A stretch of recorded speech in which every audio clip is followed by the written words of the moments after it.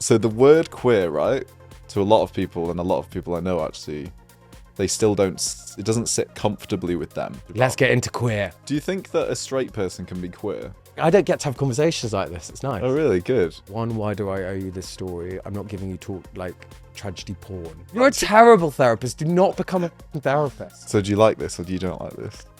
I find this really challenging to talk about and to think about because it's hard for me to put myself back there. Right. Because it's like I've just closed the door. So thank you for coming. I've never met you before, which is so weird because I've known of you for ages. Yeah, I thought we had met. It's No. funny how the internet does that. Yeah. That I'll meet someone and I'll feel like I know them. Yeah. The wonders of social media. Is this weird for you because you interview people, right? Mhm. You've got your own podcast Mhm. and you've done loads of interviews before in magazines and stuff like that. But now because you're interviewing so many people on your own podcast, is to be interviewed like this a bit strange? It is. So I think when I released my book, The Queer Bible, I did a huge press tour. That was crazy. And I got really used to being interviewed then. But it was like about a product, not about myself. Obviously, I spoke a lot about my own life because my own life does inform my work. But recently, yeah, I've just been interviewing people. So I've done some crazy ones. I interviewed Graham Norton on stage at the Royal Festival Hall for 2 hours. I interviewed Miriam Margolyes, which was crazy, live on stage. I wasn't grey before that interview, let's put it that way. She's a real handful. Really? But it is really weird now to be interviewed. But it's nice because I don't really get to talk about myself. I think it's kind of like free therapy. We'll see by the end. Yeah. I mean, I do love therapy. Yeah, I love therapy. Yeah. I think everyone should be in therapy, Yeah. especially queer people. Oh, definitely. Yeah. Not because we've done anything wrong, but we live in a traumatizing world. Yeah. Have you read, what's it called? The Velvet Rage? Yeah. I go on about it a lot on this podcast. Do you like The Velvet Rage? Well, this is another Velvet Rage advert coming at you. Yeah, I do. I think it's a really good book. When was it written? Like 30, 40 years ago or something? No, not that long ago. Really? No, it's not that long. It's not it was that like old. a 90s book or something. But it's about the generation that grew up after the AIDS epidemic. Right. It is about that. So it's Yeah. about a specific trauma that a certain generation have, specifically gay men. I think they did do an updated version of it that was a little bit more open, but I've got trans friends that say that they absolutely love it. So it's not just for gay guys. I think it's about growing up differently in a world that wants everyone to conform to certain gender stereotypes and gender roles. So I think everyone should read it. Weirdly, I think the people that would get the most out of it are actually straight men. I think they should read it because I think so much of the trauma that marginalized groups have to deal with is because straight white men haven't sorted out their shit. Like the majority of the toxicity in the world, the hate crimes, they're perpetrated by white straight men. So I think that instead of us having to do all the labor and the work of unpicking why we're so damaged, why don't the perpetrators of that violence do the work? So I think in schools, kids should be forced to read books like The Velvet Rage. But it's a shame that kind of like the damage is done at the point of adulthood, in the sense that we have to spend a lot of our adult life undoing a lot of what's happened to us unconsciously. So I suppose like that would be great in retrospect to give the people that were there when we were young that book. But I suppose like now that we're adults, we kind of have to do a the lot labor. of that shit ourselves. Weirdly, before doing this, I was thinking a lot about coming out and about my own journey and about the different generations. I look at kids today on social media and I look at like how freely young queer people feel to talk about their sexuality, and it's not such a big deal. I mean, it is for a lot of people. There is a lot of risk, there is a lot of danger, but the discourse has definitely shifted around it. And I was thinking about the generational trauma that the AIDS epidemic did to everyone. So people that maybe even thinking maybe I'm gay, it was so equated with death. It was so taboo. It was so unaccepted. There was so much hatred directed at us that I think a lot of people that might have been maybe in a different world would have explored their sexuality a bit more. We're just like, no, I'm going to be straight. This is scary. This is a death sentence. I'm going to be excluded by all my friends and my family. And I think so much of that has shifted for some very privileged people, not for everyone. I check that privilege. But I think the freedom that I see in young people, I wondered whether it's connected to the shift in public discourse around being gay. And I think we're now seeing trans people having to deal with a lot of the same stuff that I grew up with in the kind of 80s and 90s, the kind of the daily hatred in the press and the demonization of a group.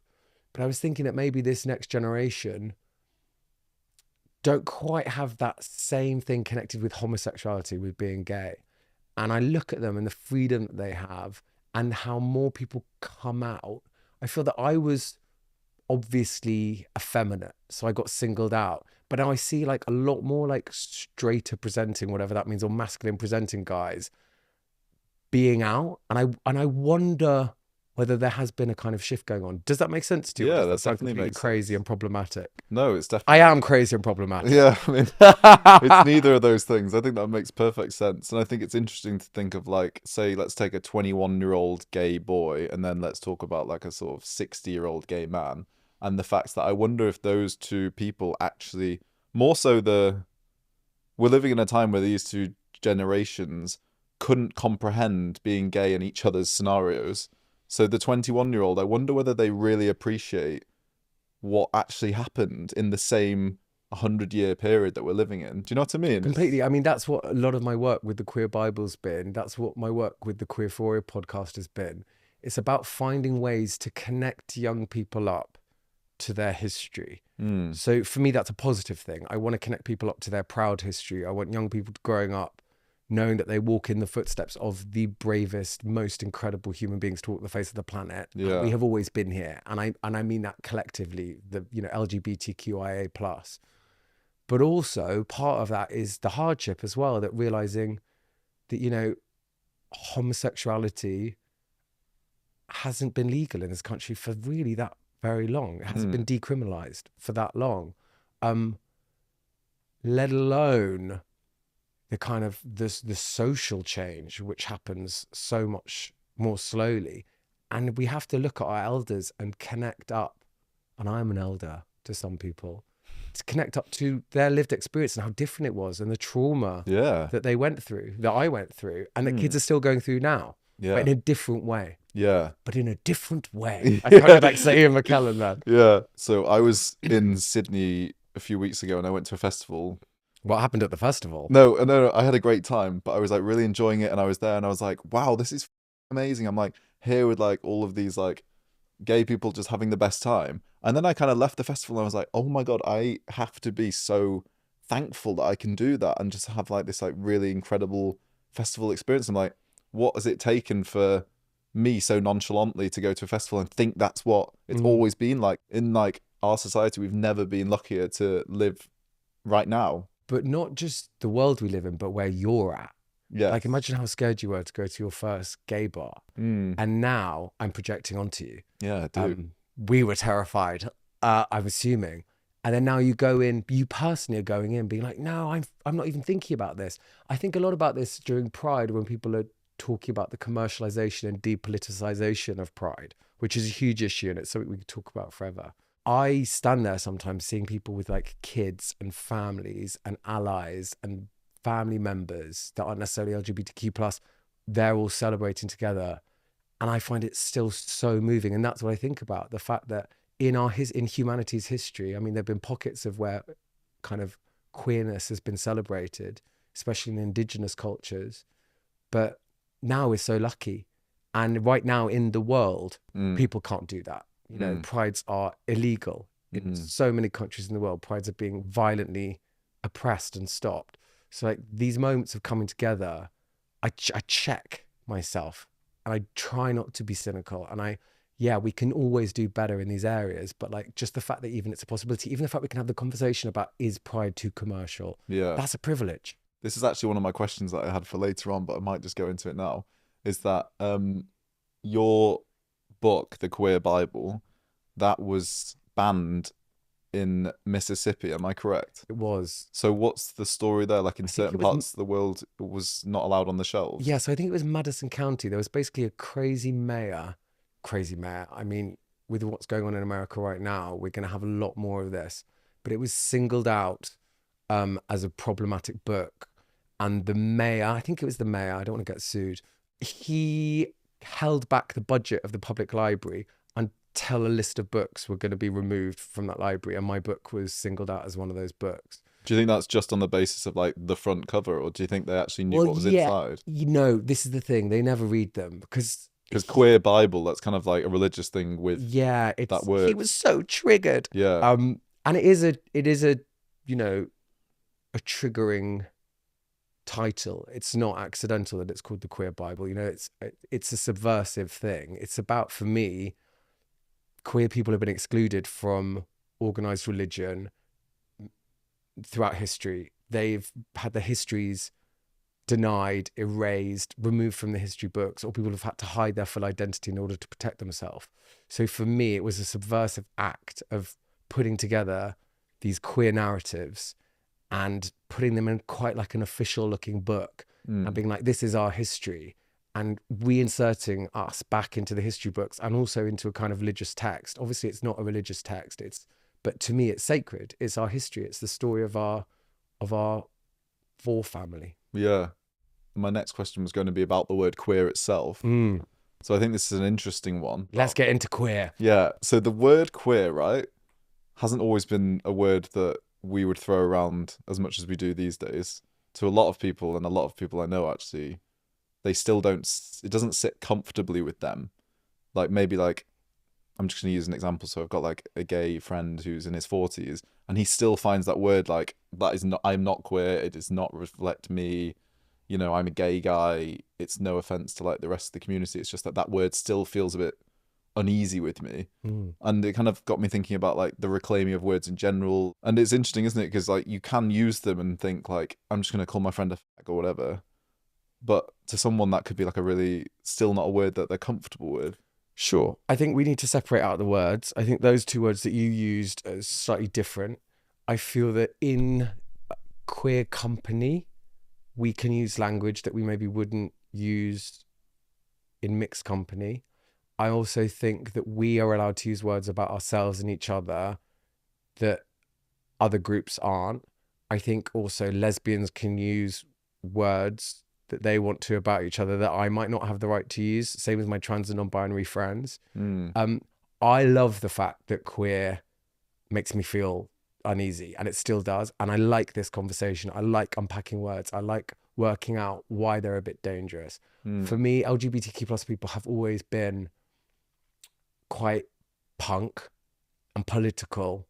And I like the idea of things being dangerous. And I'm more than happy to have conversations with people that are like, I don't like you using that word, or I don't want to use that word, or I feel uncomfortable that has come into common parlance. When I was at university, I remember hearing queer studies, and I found that so offensive because to me, queer was a term of abuse that had been leveled at me. Right. It hadn't been a word that I'd reclaimed.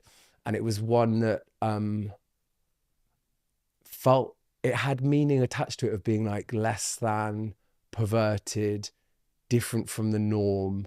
And those are now all the kind of things that I quite like about it in a weird way. Yeah. I mean, I talked on my podcast, Queerphoria, I spoke to Stephen K. Amos about this, the comedian, and he was saying how he cannot handle that word. He does not like it. Yeah, really. He doesn't want to use it. And we spoke about it, and I really heard him and really listened to him.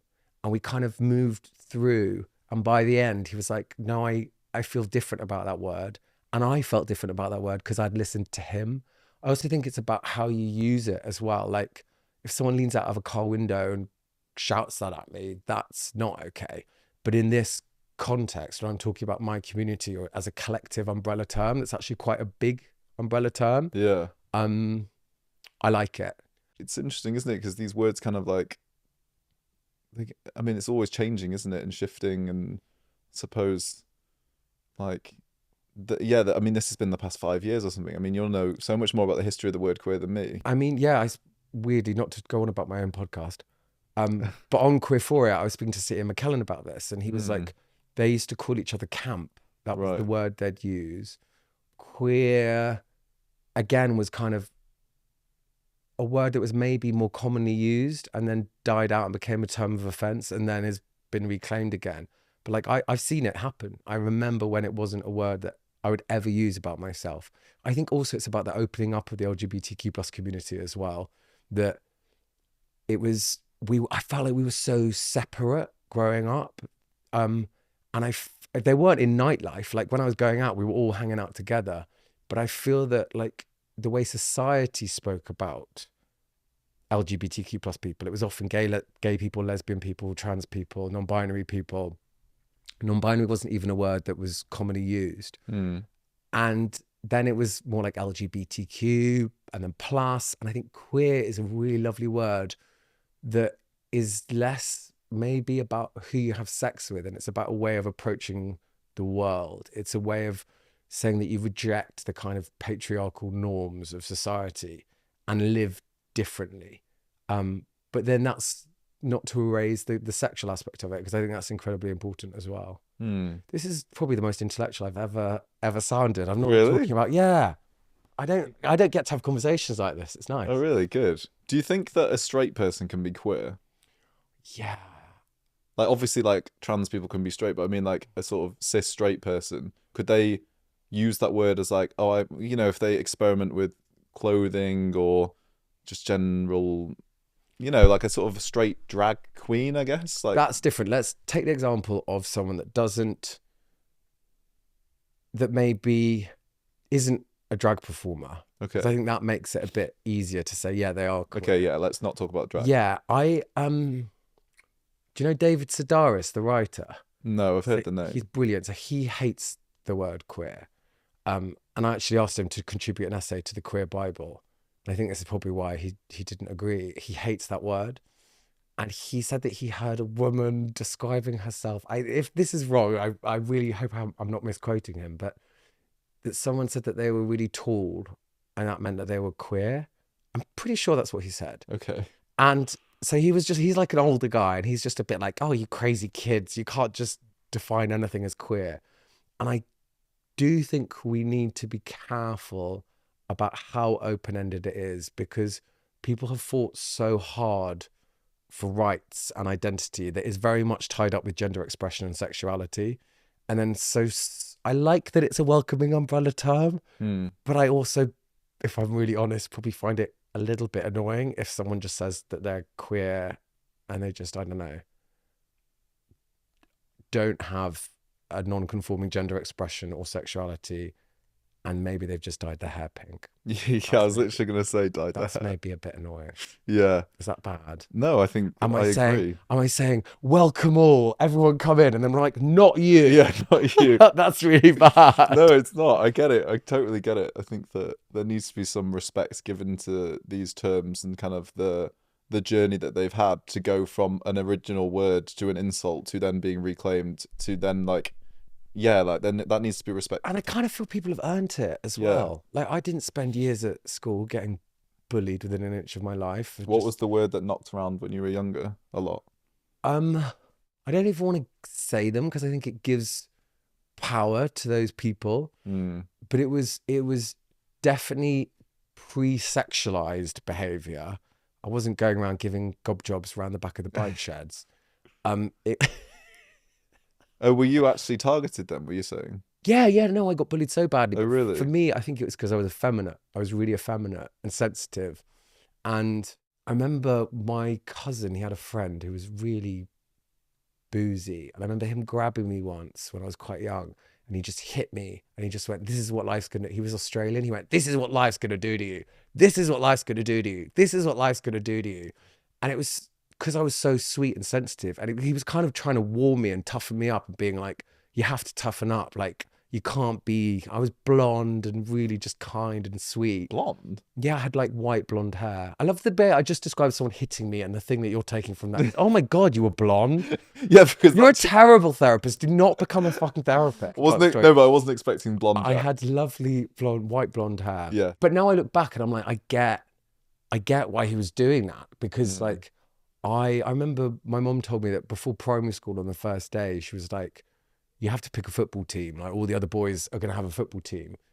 And apparently you hear this and you're like, no wonder they beat you up, I said, but I don't like football and I don't want to lie. Right. And I was such a little goody two shoes that I didn't want to, even at that age, not be me.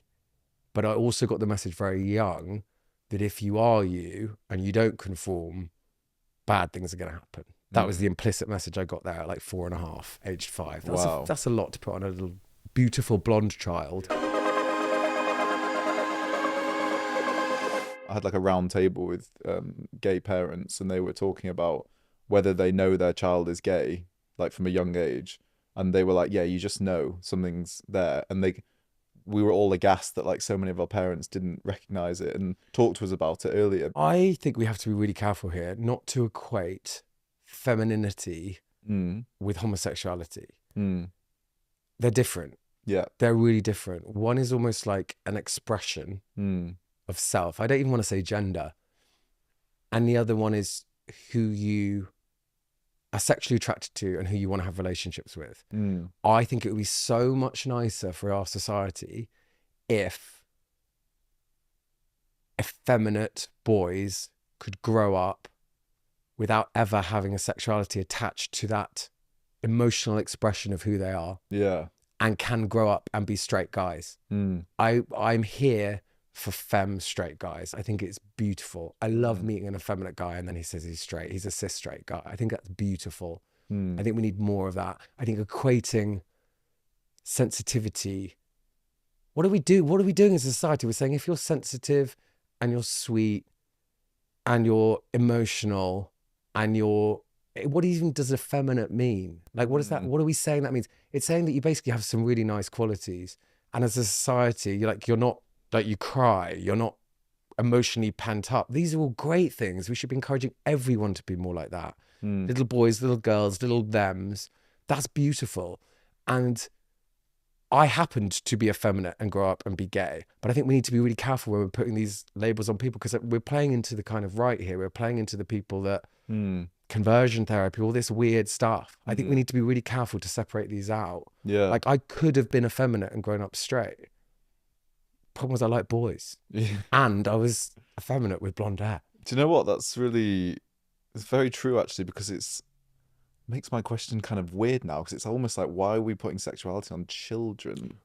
It's pre-sexuality. Yeah. I don't think I think we need to be really careful when we do this. Like I don't even like it when people do that with straight kids either. They're like, do you have a girlfriend? Do you have a boyfriend? You're like, they're 5, they're 6. Like they can play act or whatever, but like, I don't like projecting adult sexual identities onto kids, because they don't. I know loads of people that said, I knew I was gay from a young age. I knew I liked boys, right? But sexuality is a spectrum. So I think we don't want to limit ourselves, and we don't want to limit children. I think we need to be really careful. Children can self-identify. They can do that. That's really important that they can do that and have the freedom and safety to do that. But I worry when adults project onto kids. Like I fought so hard to be gay.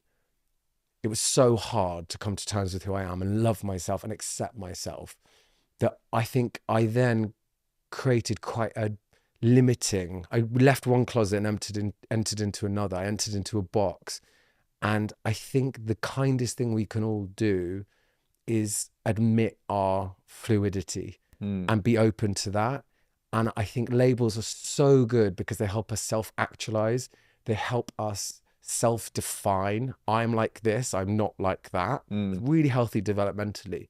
Yeah. Relating it back to kids, I think really important that they can self-actualize and self-define. But I also think we need to be careful about what we're projecting onto them. Because it also benefits straight kids to have that flexibility as well. That's who I'm doing it for. I'm not even doing it for the gay kids and the trans kids. It's for the straight kids. Yeah. Because if they're allowed to express themselves in any which way without that being labelled, then that, makes for our experience better when we're adults. Exactly. And I also think, like, as you're growing up and you're experimenting and stuff, like, I feel that as a society, we'd let like 2 girls kiss and just be like, oh, they're not necessarily going to have to change their whole sexual identity or come out or whatever. Yeah. I don't even like that phrase. But like if boys did it, it would be like, whoa. I feel like everyone just needs to chill out a little bit with that. Can we talk about that? Why don't you like the phrase come out? I don't like the phrase come out because it smacks to me of confession. Yeah. Of me revealing myself. Like I owe you something about me. That's something that's really personal. I don't really like that phrase. I like the idea of sharing.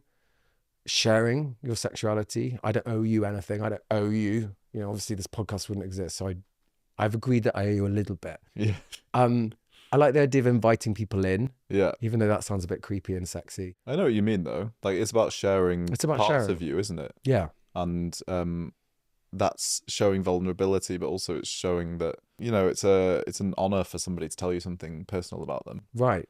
So that is sharing. And I guess that as we were talking about reclaiming words, coming out, so that hasn't actually felt comfortable with you. You wouldn't use that. If someone was like, when did you come out? You'd be like, I don't use the word come out. I did. And it was me interviewing other people and them challenging me back, being like, one, why do I owe you this story? I'm not giving you like tragedy porn. And then the other one was that phrase is loaded. And I've now stopped using it as much. I mean, Okay. I just used it a second ago. So obviously I haven't. Well, this whole podcast is called All Out. So it's like we got half the word in there. But you haven't said coming out. No, we're not saying coming out. And I do agree with you. And I do flip-flop about the word come out because it does insinuate a dirty secret. Something's hidden, something comes out. That whole like, the whole idea of hiding something is, you know, in itself suggestive that there's something wrong. So talking more about you went to university at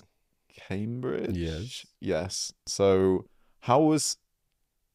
before I ask you, I went to Bristol Uni and had quite a difficult time. I wasn't out. So I'm interested for you, because I know that university can be quite a challenging period if you're not open about your sexuality and, you know, everybody's hooking up and going out and getting drunk and stuff. How was it for you? 3 years at Cambridge. How do you reflect on that period? I had a really tough time there. I suffered a lot with my mental health while I was there. I think one, it was just the pressure of Cambridge. It's really tough. All my friends were at Bristol. I did in 1 week what my friend did in terms of essays in a term. Wow. So like the pressure's insane. Yeah. People don't talk about that enough. People that went to Oxbridge don't talk about the insane workload and the pressure. And they're kids. Like I was like 17, 18 when I went. I look at kids that are at uni now. I thought I was an adult. I look at them, I'm like, you're children. Yeah. Like, how? And they're doing more work than they'll ever do in their entire life. Yeah. Because they think like doing these dissertations and these essays is kind of gearing you up for what a job will be like. I feel especially all universities, but especially Oxbridge, that's Oxford and Cambridge, there's like running a marathon, you know, people that run marathons like look at each other and they're like, yo, I run a marathon. And then if you hear them talking, they're like, my nipples fell off, like my legs chafed. And no one really admits how horrific it is because it's like a kind of badge of honor. And I feel that there's a lot of fake mystique around Oxbridge and people don't talk about the cost. Like almost everyone I know had some kind of mental health episode while there due to the pressure. And I suffered a huge amount with my mental health, also tied up with the fact that, like you said, I was working out my identity and I didn't get it right a lot of the time. There were definitely times where I hurt people because I wasn't honest about who I was and got into complex relationships. And I look back at that and I'm really sad about it, but I did the best that I could. But yeah, I hurt myself and I hurt other people. It was a really painful time. So you had like girlfriends at uni? Yeah, I fell in love. Yeah, I feel weird talking about it because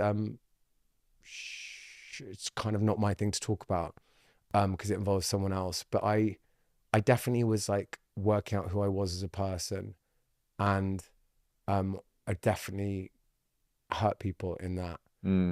But I was really damaged and really working out who I was, and that was a really dark time for me mental health wise. It was really, really tough. And did Cambridge have much of a, I know that Bristol did have much of like a sort of bro rugby culture that you had to subscribe to and go out and get fucked up? Yeah. I mean, it wasn't probably as cool as at Bristol. I remember I used to go to Bristol at the end of every one of my terms and hang out with my friends there. And in the final year, someone said to me, they were like, what subject do you do? Because I never see you in lectures. And I was like, I don't even go here.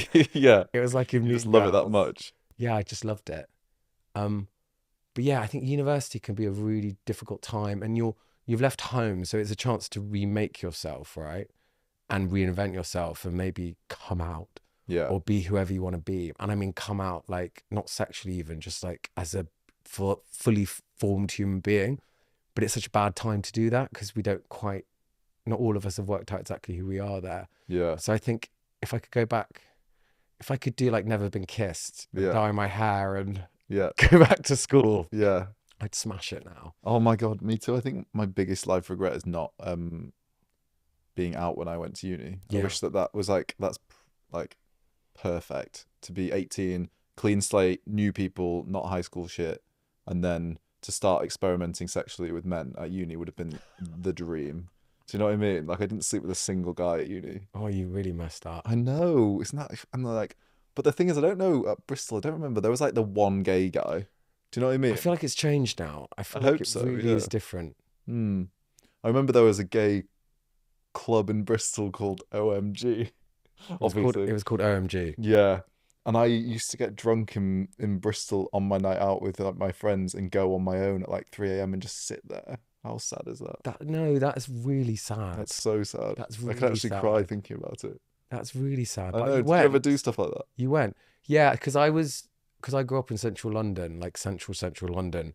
I was going off into Soho at a younger age Yeah. than uni. Yeah. But yeah, it's tragic. Yeah. Like the lost, sad, Yeah. young gay man wandering around. Like it's heartbreaking now. If I just sat in the corner. I know, don't. I was dancing on a podium, but I mean, you did it your way, I did it mine. Yeah. But like, yeah, I'd love to go back and just tell myself, like, just love yourself. Everything's okay. Yeah, and like, yeah, I guess like I should have joined like a sort of LGBT fucking team of some sort. I'm sure there was one at uni, and that would have been a great place to meet people that wasn't just in a bar or something. But and you weren't successful whenever you went out. I didn't know it. I was terrified. Right. Oh my God, terrified of sex for years. I just think like because I just remember being really nervous around it. Do you know what I mean? Because like we weren't allowed to do it, I guess, and it was like something I was like concealing. So even going to like that bar on my own, I'd like sit there and be like terrified to even like see someone I knew or something. Do you know what I mean? So I want to go back to you at uni. Yeah. So you said that it was a difficult period for you. One side of that was just the sort of studies, but then the other side of that was you like navigating sexuality and identity. I've just kind of told you a story, which I don't know if it'll make the cut or not, about me going to like a gay bar. It will make the cut. Me going to the gay bar and sitting there by myself. I'm just curious, did you have any of those, you know, like sort of Cambridge moments where you like entered a room or a space and you were like nervous to do it or anything like that? I was just nervous the whole time when I was there. I was so anxious. So I didn't even need to walk into a gay bar to be terrified and have a mini breakdown. There are definitely times when I was out clubbing with my mates and there'd maybe be a slightly gayer room and we'd all go in there and I'd be a bit more having fun than they would. I think it was the main feeling of just, it wasn't even like I was like, I'm a gay person, I hope no one finds out. It was like I was really working through it. Do you know what I mean? So it wasn't like I was a fully fleshed out person in my own head and then hiding that. It was like I was going through it. Do you know what I mean? Yeah. So it's different because definitely I knew who I was, but I also didn't know how to live that way or express that properly and work it through. So yeah, there were definitely times when I went into spaces and was nervous. But also like, you know, you're a great looking guy. So when you go out in Cambridge, like it must have been like, you know, women chatting you up lots. And that must have been very confronting as well. Yeah, I don't know. This is weird. This is a time in my life I just don't think about. So it's really weird even being asked about this. Is this crazy? Do you have like spots in your life that you just don't go there? For me, school was so traumatizing and university was so traumatizing that I kind of feel like I started my life afresh when I graduated. And as we were talking about in therapy, I think therapy, a big part of it is putting the line of your life back together and making one continuous line instead of breaks. So do you like this or do you don't like this? I find this really challenging to talk about and to think about because it's hard for me to put myself back there. Right. Because it's like I've just closed the door on it. But is it something that you'd want to put yourself back I should probably open that door. Right. And look in it. I just didn't realise I'd be doing it with you on a sofa. Well, let's talk about then after university. Oh, We're in a safe zone now. good. We're not. Well, I don't know. We'll find out what happens after uni. So after uni, you studied English, right? Yes. And then, so what was your intention in terms of career when you're at uni?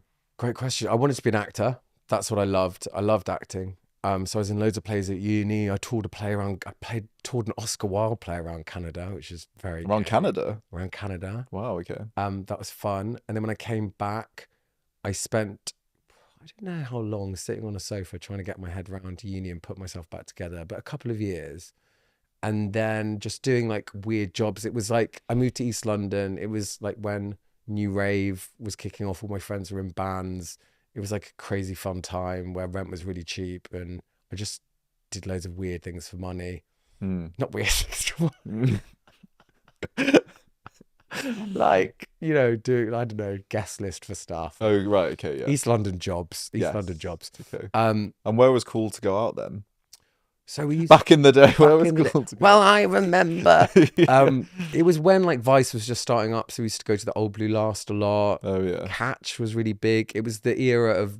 Have you heard of Boombox and Pony Step and Family? No. This incredible night run by this guy called Richard Mortimer, and it used to move around and change its name. It started with Golf Sale, then eventually it was Boombox, and it became Family, and it was the club night for cool, queer, fashion people. And so like it was just amazing. Like one day like Kylie would be there and get up on the bar and like sing just live in front of everyone. It was just crazy, and you had to dress up in crazy outfits to get in. It was amazing. So like that time in East London, so like in the Joiners Arms? at the Joiners Arms. So yes, I used to go to the George and Dragon. Then you'd go from the George and Dragon to the Joiners Arms, and it was like amazing. So this is before like sex apps and dating apps. So if you wanted to meet someone, you just had to go out.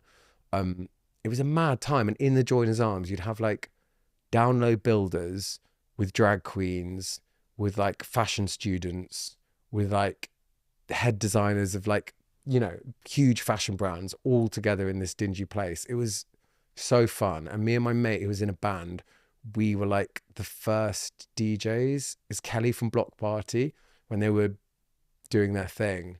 And we just didn't like the music one night. So we asked if we could play. So we were DJing CDs, and we did it for drinks tokens, and we did like a 6-hour set and just play like Destiny's Child. And it was really fun. But do you think it was better?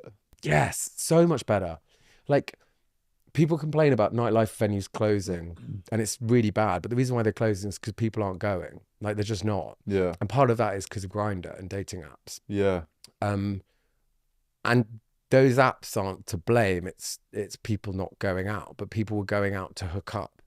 And what's changed now about nightlife is previously it was about going out to meet people to have sex, and now nightlife had to be a bit more creative. So now it's much more inclusive, which is a great thing. So you'll go to queer bars now in London, like the Divine and Dawson Superstore, and previously where they probably would have just been a bunch of gay guys meeting to hook up, now they're way more inclusive, and maybe it's less focused on hooking up and more about a cultural coming together, and like amazing drag performers like Drag Kings, much more representative of our community. So that is good.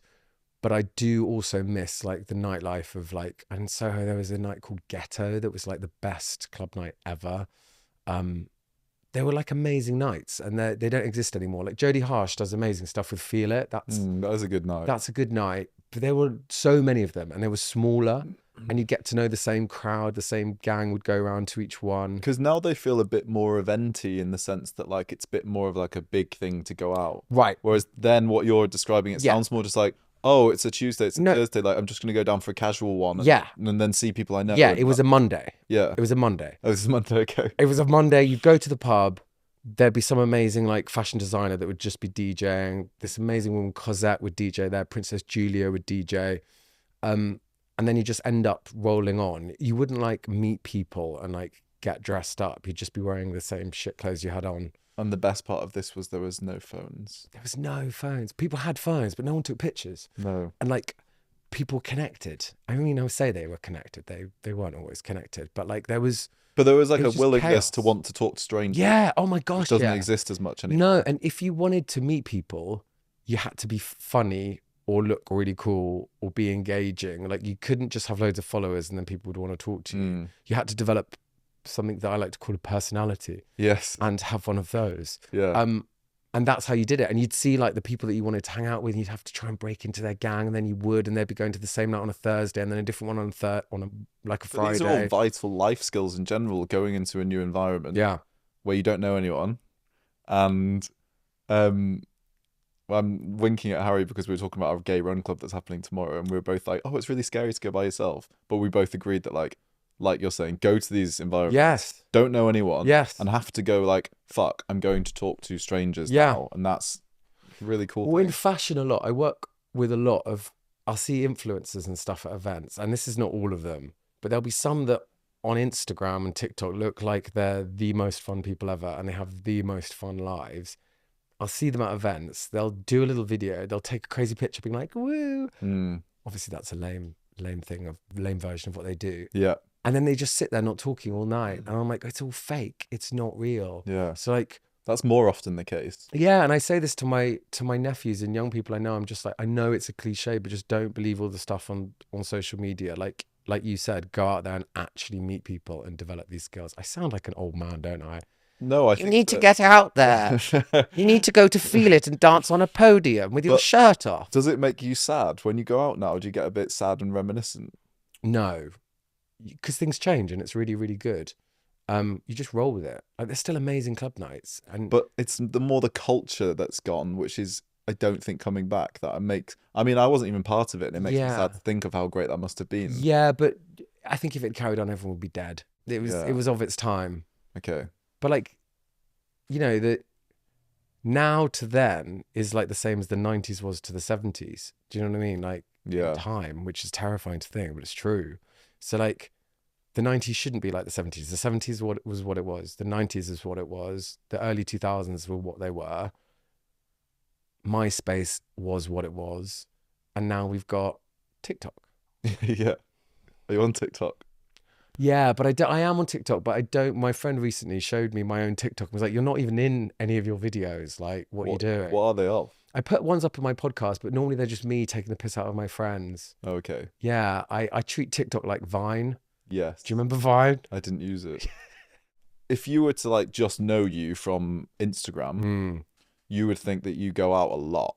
Yeah. And you party a lot. And you're at loads of like fancy things and loads of champagnes flowing and there's kind of like, like the sort of the good life. A twat, basically. Well, just like a twat. You said twat, but I'm not saying twat. You can say twat. Is it the case? Are you just always like at social events? Are you going out? Like, would you say that you're an extreme extrovert? I work, there's a couple of different questions in there. Like, I work really hard. I don't put up all the boring pictures. I don't put pictures up of me doing like my pants, cleaning my pants. No. I definitely present a certain lifestyle or part of my life on there. I go out a lot for work. So like my work in the fashion industry means that I go to lots of stuff. That's part of my job. It's my job. It just looks quite fun and glamorous, but it is fun. Like, I wouldn't do what I do unless I had a laugh, and I've got really good friends. I'm like a big believer in things being fun. Like, we're only here for a short amount of time. And that doesn't mean like empty and hedonistic. It just means like enjoying your life, or why not do it? But yeah, I do realize that if you look on my Instagram, lots of my friends always tease me because they're like, it's best when I put more of my personality out there so people know who I actually am, rather than me like standing wearing a borrowed suit, holding a glass of champagne next to a celebrity. Like, that's bullshit. That's not real. And that's why things like the podcast are so good, because people get to see all the deep thinking that I've done and the cultural kind of knowledge that I'm learning about and I want to share with other people. So that's that. And in terms of being an extrovert, yes, but I need to recharge by myself. Like, it's full on. Like hosting events, hosting award ceremonies, doing interviews with people. Like, it's great, but I get really tired and I need sometimes to watch like just Real Housewives alone with like disgusting food, completely by myself, like a shell of a man, but probably like happier than a pig in shit. That's my dream night in. I'm talking about a day, not a night. Oh, sorry. And a whole day and night devoted to that. Yeah. Well, I wanted to ask you because I hate networking events. Right. I'm really shit at them. They terrify me and I don't really like going to them. So I wanted to get like the Jack Guinness advice on what to do in these like scenarios. Can I challenge you immediately? Yeah. You're thinking of it all wrong. Why? They're not networking events. Don't think of it like that. Your premise is flawed. You've got this like weird LinkedIn approach to life. Like, you know, what have you got, like a name tag with like a green light Let's say that sticker on it? Okay. What are you doing? Yeah, no, you're right. Yeah, okay. Oh, I don't like networking events. Are you gonna call it a party instead? Yeah, just call it a hip happening. Okay. No, I'm kidding. What could we call it then? What's a better word in your eyes? If you were invited to like a fashion thing that's like where people are stood around drinking and chatting. It's called a party. A party, right? Okay. I think you've just literally defined the definition of a party there. Okay, so let's talk about Jack Guinness's tips for being at a party. Yeah. For someone like me who's an introvert and gets really nervous about them. So, what's your tip for how to leave a conversation when you get bored? Okay, this is really bad. So my friends have a really horrible joke about me that, that when I'm talking to them, and I'm not this guy, this is a joke. Yeah, okay. I feel like all jokes are based in truth. Yeah. That I'll go, oh, that's so cool. And I'll tap them twice and then walk away. And they know that when they get the double tap, I just tap them on the shoulder and I do it accidentally. I'm like, oh, that's so cool, great. And I tap them and then I'm off. So the double tap is like the kiss of double death. tap's like the kiss of death. Yeah. Yeah. So that's your way to like, I'm done with you. I need to go and move to somebody else. Do you want the real version of that? Yeah. So their joke is that I go, oh, sorry, Rita Ora's over there. And then I double tap them. And then recently I was talking to Rita Ora's sister, telling her this joke. And Rita Ora actually walked by. And without meaning to, I went, sorry, Rita's over there. And the joke became real. It was a very meta moment. That is... I'm a terrible human being. I love that. And soul. even like a kid's birthday, you'd be like, oh, Rita Ora's yeah, over there. that's the gag. Yes. Like, I'm at a funeral. I'm like, oh, Rita Ora's, you know, Yeah. everything stops for Rita Ora. I'm down the job centre. Oh, Rita Ora's over there. Sorry. Yeah. Hold that thought. I'll be back. Okay, that's great. I'm going to use that in future. Double tap. Yes, double tap. Rita Ora's over there. Okay, this is a good one. So say you're there and then you see like, this is again about leaving a scenario, but you see a group of people that you want to talk to and they're like deep in chat. How do you like infiltrate them? Again, premises off. You're setting up scary scenarios in your mind. So you're thinking you're infiltrating them. You're not. Yeah. If you want to talk to someone, just go up and talk to them. But let's say two people are chatting, they're having like a proper chat. I don't mean that First, like... you have to gauge, you know, are they sharing terrible news? No, they're not. They're just like cheersing and champagne and They're shit. cheering. Go in and join in. Join in. Give me a sentence. Is Rita Ora here? Yeah, just go up, cheek your glass and go, anyone see Rita Ora? Do that. Okay, good. Okay, well, you just... Or have like, I mean, look, this is getting into weird kind of Andrew Tate territory of social prepping, but like, or the game.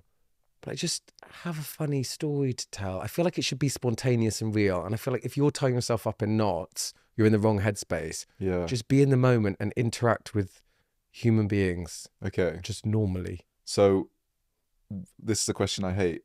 How are you doing? How have you been? Okay. So don't do small talk. Good. My big brother won't do small talk. So what do you go in there with? Just go in hard. Just tell them something really personal about yourself, but not don't overshare. Just go and just don't do all the like, how are you doing? Make a funny joke about what's going on in the room. Be like, oh, have you seen her over there? Something like that. Have you seen her over there? Have you seen Rita Ora over there? Oh my God. And they'll be like, yeah, that's my fucking fiance. Great. Like, Then you're in. okay. Then you're in I always get myself in these horrible, awkward situations. And then it's how'd you get yourself out? Yeah. Then it's fun. Then you're laughing about the fact that you made a big boo-boo. Boo-boo. God. Okay. So yeah, you're obviously very good at this because I overthink all of this. Yeah. Stop overthinking. Okay. Even the fact you're bothering to ask me these questions is a red flag for you. Yeah. Stop thinking so much. Okay. But I do have one last one. Hit me. Scenarios. How do you leave an event when you're done? Get out. Just leave. Just leave. Don't tell anyone. Go to the host maybe and say you're leaving. I can't remember. What happens if it's a rude time to leave? Do you still go to the host? If you're really maxed out by what like in the middle of a speech? Well, no, I mean, sorry, like you go to an event, but like you're an hour in, you're like, it's not even 10 p.m. and I really want to go home. Just go. Just go, okay. Just go. There is a movie star, I can't remember who it is. She gets the car to drop her off at the front. The car drives around the back. She walks through the party, just one way through, and then walks straight out the back door. Gets the photo and leaves. I love that. Really? Love it. Is it for the photo? Is that why she... And probably, yeah. be seen? Yeah. Okay, that's interesting. And what about like a bit of Dutch courage? Like, do you always go in there with like a... You don't need it. You're all good. And remember, what's work is work, and what isn't work isn't work. Like, Yeah. if you want to go and get rat-assed with your mates, Yeah. go and do that at the pub. Yeah. Okay. Would you say that you're like a routine person? No. No. Is your life kind of... You know that you said that you had a really busy week this week leading up to chatting Yeah. to me. Crazy. So, how are you right now? Mentally, good. I think I've created a life for myself. I didn't want a boring life. And it's like being self-employed. We were talking about that before. Loads of your mates might look at you and be like, oh, you're so lucky. You don't have to do a 9 to 5. And you're like, do you know the stress that it is to live this life? You know, irregular money, no like framework, no routine. Like, it's a scary life to lead, right?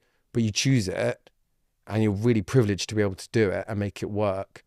I didn't want a boring life when I was a kid. I used to look at people like doing A-levels, going to university, getting married, having kids. I was like, why? I was always questioning everything. Why would you do that?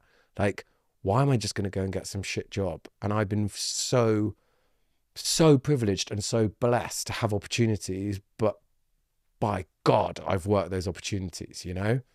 And I don't want that routine. I don't want it. So when life gets stressful or overwhelming, or I'm doing like 20 different things in a day, wearing all my different weird hats, you just remind yourself of that and then just be in the moment. Like right now with you, I'm not thinking about any of the other stuff. I'm just here present with you, giving you terrible life advice. But you're not like overwhelmed then often? I do get overwhelmed some days. And the lack of sleep or like whatever, like, would you say that you're more of a evening person? There's more happening in the evening than your morning? Yes. Yeah. So is that kind of a lot? Yeah. I think what can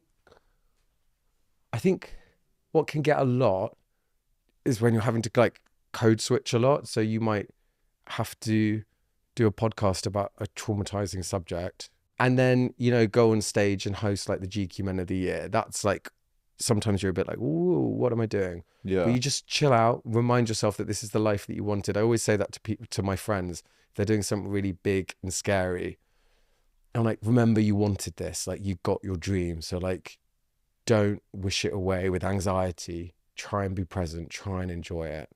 It's like with a birthday party, it's scary to organize. So once you've got it, like be in it, enjoy it. Take a minute where you even step back and go, whoa, I'm here. This is amazing. How do you remind yourself that you deserve to be in certain places when things are happening to you?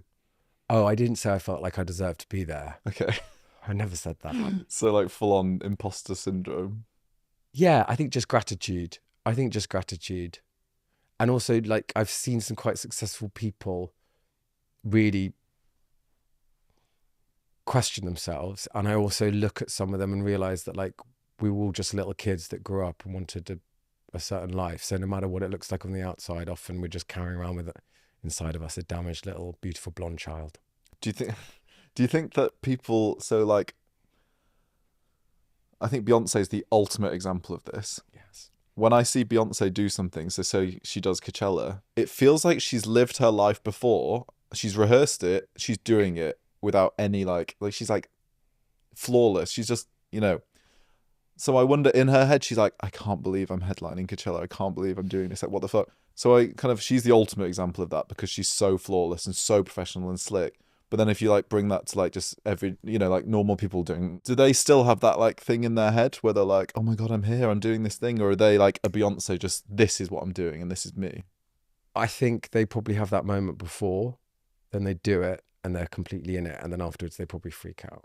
Really? Is there a freak out, you think? Yeah, I think so, of how surreal this is. Yeah. All my friends they tease me, there's a phrase they use, which is shut up, Jack. Because whenever we do anything amazing, I'm always like, guys, how lucky are we? This is so crazy. And it's because I'm still that little kid that's like, this is anything I do that's amazing. And often it isn't the big glamorous stuff. It might be like when I'm running a community event with the Queer Bible and I'm just like looking around the room, looking at all the different ages and backgrounds of everyone all coming together to celebrate like queer culture and history. And I'm like, I can't believe this is real. I'm so lucky. And I'd love to share that as well. In terms of relationships, I'd love to talk about relationships. Go on. It's like a big one in therapy for me. God, you know, this isn't really therapy. Are you currently in a relationship? Yep, I am very happily. And how long have you been with this person? Lovely boyfriend, 2 years. Nice. Yeah, he's great. And how was it leading up to that? How did you find I was terrible. relationship? I was terrible. I was really terrible at dating.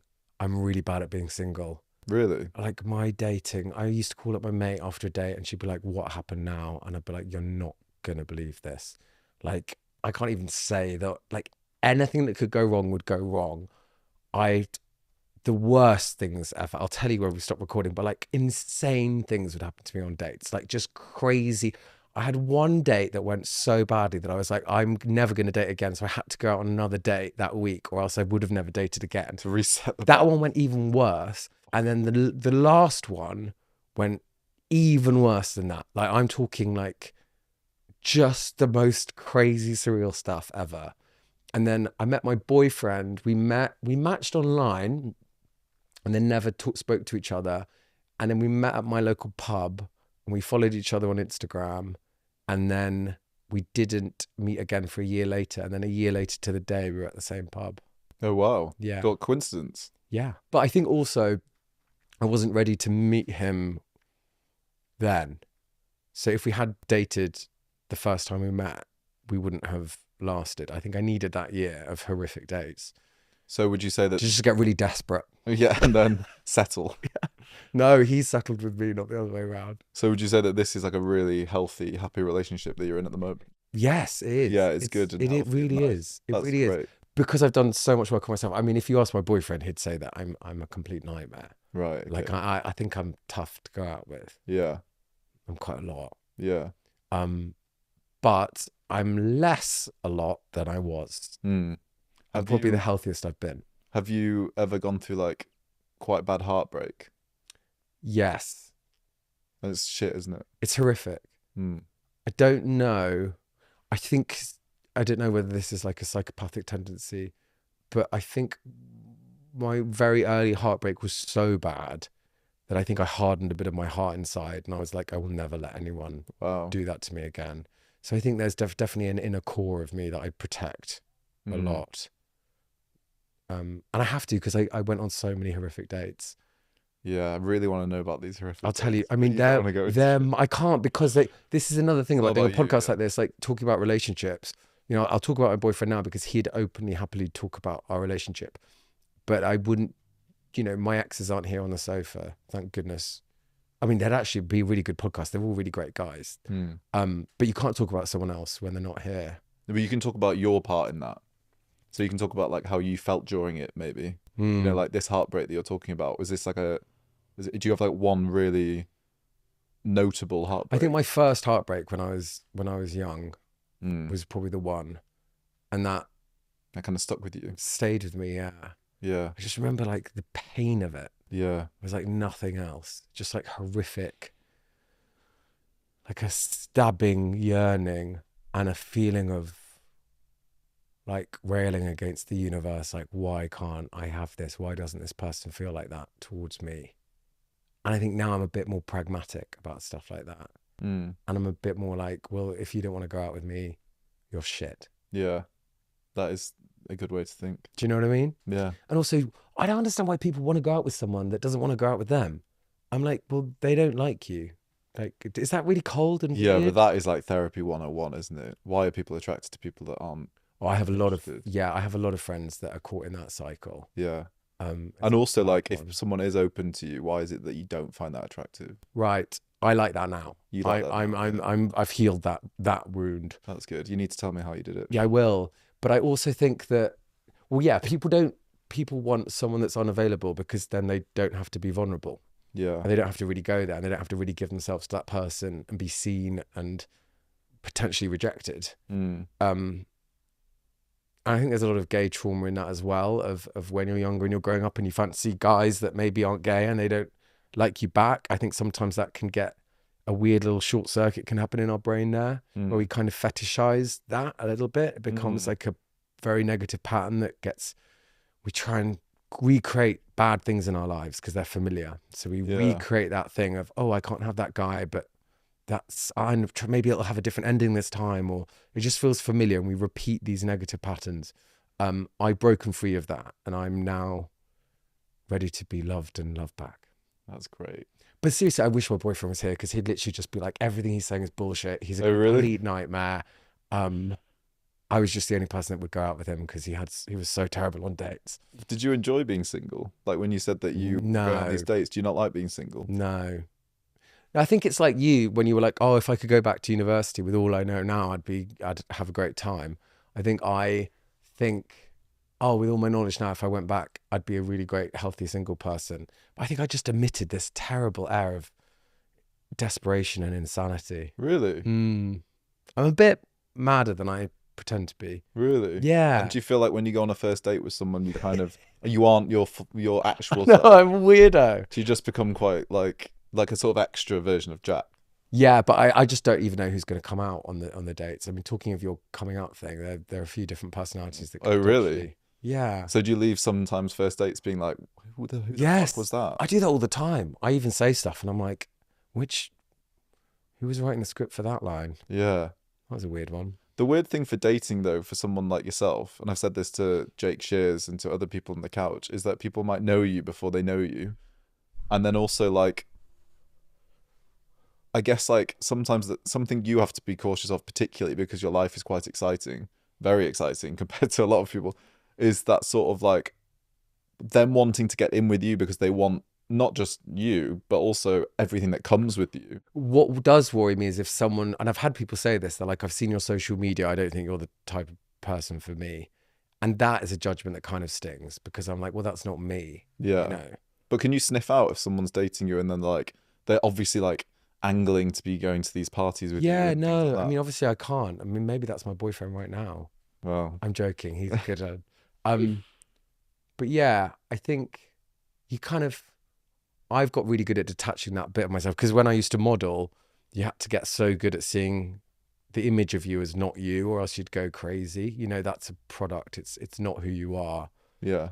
And that life is not real. So if I'm dating someone, unfortunately, they have to go out with the real me, not with the Instagram me. Yeah. There's this thing, right? So when you're slightly younger, where you're kind of scrambling, aiming for things, goals, like never feeling like content really with where you're at. Would you say that you have reached that you are really happy with like what you've done and like where you're at, and you're not scrambling around as much anymore? You're kind of just letting things be. Dear God, that's insightful. Yeah. Yeah. I'll take that. Definitely. I have a drive in me, like a huge drive. Like, I'm very ambitious. There's a lot more that I want to do. A lot of it around amplifying marginalized voices and telling queer stories in different ways. I'm probably less ambitious for myself now and more for like the projects that I'm working on. I think when I was younger, I had like an unhealthy desire to like get somewhere. I was really attracted by like the lure of like glamour and fame and success. That was coming from like an unhealthy ego place. I've dealt with that a bit. And now it's coming from a more grounded place. You're completely right. Personal life settled. I think I've done a lot of work on myself. I'm really happy. I am happy. I am happy. I'm happy. I am happy. But I still feel there's like a lot of work to be done in my career. I'm excited about that. Okay. And that's probably maybe why I don't want to have kids as well, because I think I don't have enough energy and time to give it. What's like the most left field thing that you want to do that someone wouldn't expect from you? Like genuinely you want to do? Yeah, I don't. I'm working on a few projects now, and I don't. One thing I think people need to be really careful of is telling everyone stuff that they're working on, because I think so often people's energy can come into it. Like, you can get people telling you, like, so much in my life, I had people being like, you can't do that, you'll never get that. And I believed them for a really long time, and it stopped me from doing what I was here on the planet to do in my own crazy head. And I think sometimes when you talk too much about what your plans are, it can bring in other people's energy that can subconsciously stop you and knock you off track. So I'm quite protective of my like mad little schemes that I've got. But like the Queerphoria podcast is something I'm really passionate about. That's an amazing way for me to like interview incredible guests, share queer history, and learn about my guests in a way that is a bit more revealing for maybe the interviews that they normally do. Really similar to this. Like, I think work like this is really fascinating and exciting. And that's where I'm going to lean into that. Great. Yeah. I thought because at the start you said you wanted to be an actor, you might say that you were going to want to do that, but I like your answer a lot more. Good. So not acting. I didn't say that. Though the universe is a crazy place, like anything is kind of possible. And yeah, you need to work really hard. There's a huge amount of privilege. There's a huge amount of luck. But like, I've seen crazy things happen to people I know. Like, think really big. That would be my advice to like young people. And not necessarily like worldly, like think creatively. Think of like mad stuff you want to do and just try and make it happen. Put it out there into the universe and work towards it.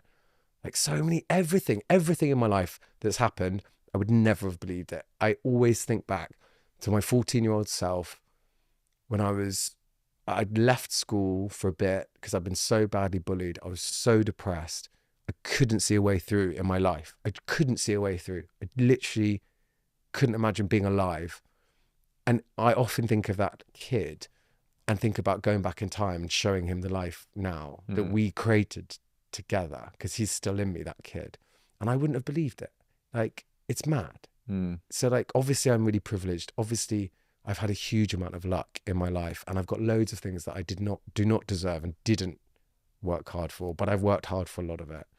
So that would be my message, that like, don't listen to those voices around you, and don't listen to those voices inside your head that tell you can't talk to people at parties. Yeah. And just do it. Life's incredible, and it's very tough and horrific and awful a lot of the time, but that's also part of the beauty. Well, I think that's the perfect. Do you think I rounded things off? Yes, that was lovely. Thank you, Jack.